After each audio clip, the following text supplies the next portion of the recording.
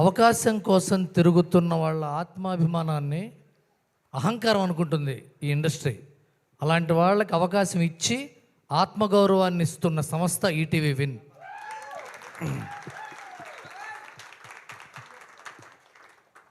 భావాలు ఉన్న వాళ్ళకి ఆవేశం ఉంటుంది, ఆవేదన ఉంటుంది. అలాంటి వాళ్ళు సినిమా తీస్తే ఎలా ఉంటుందని నిరూపించిన వ్యక్తి వేణు ఉడుగుల సాయిలు. ఎంతో ఆవేదనతో నింపారు. ఇలాంటి సినిమాలు వస్తే ఏమవుతుందంటే ముడిచిన గుప్పెట్లో ఉన్న తెలుగు సినిమా అవకాశాలు అరచేతిలోకి వస్తుంది. అందరికీ అవకాశాలు వస్తాయి ఇలాంటి సినిమాలు వస్తే.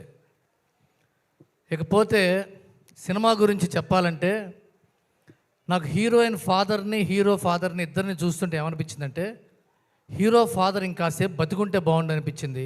హీరోయిన్ ఫాదర్ ఎప్పుడు చస్తాడా అనిపించింది. ఈ సినిమా కుర్రాడు అఖిల్, ఈ అమ్మాయి, వీళ్ళిద్దరూ సినిమా హీరో హీరోయిన్లో లేరు, మనలో ఒకళ్ళ ఉన్నారు. మనలో ఒకళ్ళ కథలాగా అనిపించేటి చేశారు. అది వీళ్ళిద్దరు గొప్పతనం. వీళ్ళు ఇలాంటి యాక్టింగ్ చేసేవాళ్ళు చాలా కాలం తెలుగు ఇండస్ట్రీలో ఉండిపోతారు. All the best.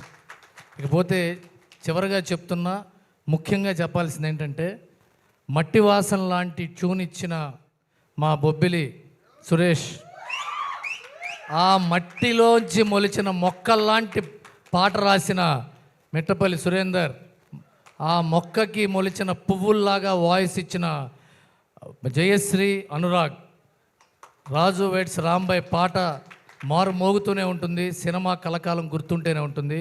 Thank you very much. Thank you Ravi.